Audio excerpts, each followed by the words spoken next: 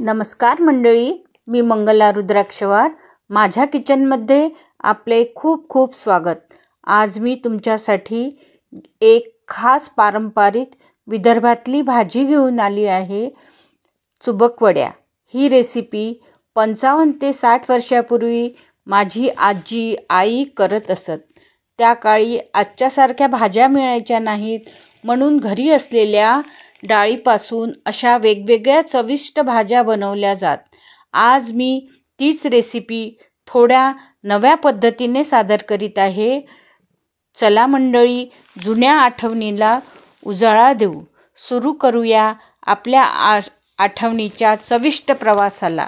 यासाठी मी मुगाची डाळ अर्धा कप घेतली. ही अर्धा कप डाळ घ्यायची.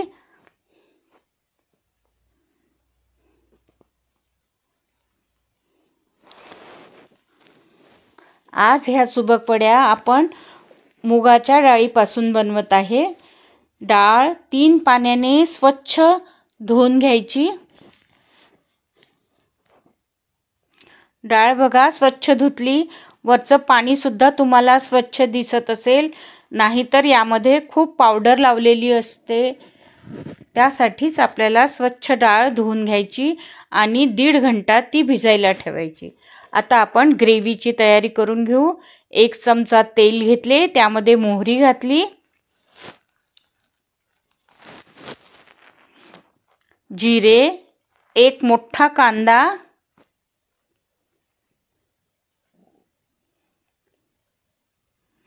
रफली चिरून घेतलेला आहे, 3 कळ्या लसण, अर्धा इंच अद्रक, थोड्याशा कोथिंबीरीच्या काड्या. सगळे जिन्नस परतून घेऊ. 1 मोठा टोमॅटो चिरून घेऊ. टोमॅटो पण जाडसरच चिरून घ्यायचा.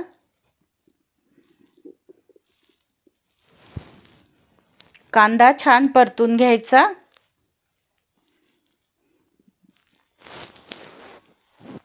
हा टोमॅटो आपण या कांद्यामध्ये घालून घेऊ. जी डाळ आपण भिजवली होती ती डाळ छान भिजली आहे. स्ट्रेनरवर मी काढून घेतली. आता ही डाळ आपण वाटून घेऊ. यामध्ये 3 लसणाच्या पाकळ्या, अर्धा इंच अद्रक, 2 मिरच्या, तिखट, कोथिंबीर, धने जिरे पूड आणि मीठ, हळद घालून छान बारीक वाटून घ्यायचं. वाटण भरपूर कोथिंबीर घाला. स्मूथ पेस्ट याची करून घ्यायची, परंतु पाण्याचा वापर आपल्याला करायचा नाही आहे. एका भांड्यामध्ये काढून घेऊ. 1 चमचा यामध्ये तेल घालायचं आणि छान फेटून घ्यायचं, म्हणजे आपल्या चुबकवड्या छान मऊसूत होतील. 1 मिनिटभर चांगलं फेटून घ्यायचं. हे याच मिक्सरच्या भांड्यामध्ये ग्रेव्हीसाठी जे कांदे आणि टोमॅटो भाजून घेतले होते ते थंड झाल्यावर वाटून घ्यायचे. याची पण छान पेस्ट करून घेऊ आपण. फोडणी करू आता आपण. 2 पळी तेल घ्यायचे. तुम्ही कमी तेलाचा वापर सुद्धा करू शकता. यामध्ये मोहरी घातली. मोहरी तडतडली की जिरे घालायचे. थोडासा कढीपत्ता, हिंग, आवडीप्रमाणे तिखट, हळद, जिरेपूड, सगळे मसाले परतून घेऊ. यामध्ये आपण आता जे आपण टोमॅटोचं वाटण करून घेतलं होतं ते घालून घेऊ. आता हे वाटण आपण चांगलं तेल सुटेपर्यंत परतून घ्यायचं.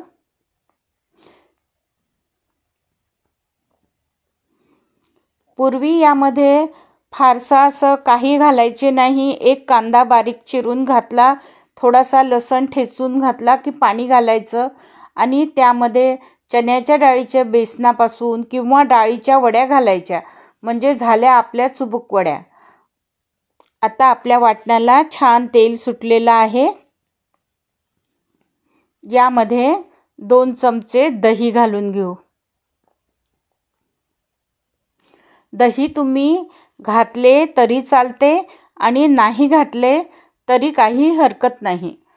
ही भाजी अप्रतिमच लागते. दही घातल्यानंतर सतत हलवून घ्यायचं आपला मसाल्याला तेल सुटेपर्यंत, नाहीतर दही फुटू शकते. एवढ्या भाजीमध्ये 4 लोकांचे जेवण सहज त्यांना ही भाजी पुरते. सगळा मसाला आपला चांगला भाजला गेला आहे. आता यामध्ये आपल्याला गरम पाणी घालायचं आहे. पाणी गरमच घाला.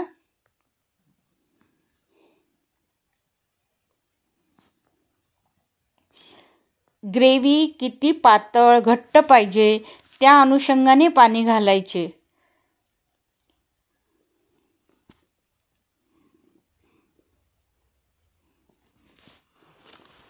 मी गरम पाणी करून घेतलेले आहे.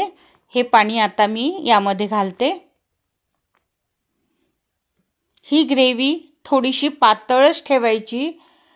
चुबक वड्या टाकल्या की ती घट्ट होते. मी दाखवत आहे तुम्हाला, तेवढी पातळ ग्रेव्ही करा. यामध्ये चवीनुसार मीठ घालून घ्यायचे. ग्रेव्हीला चांगली उकळी आल्यावर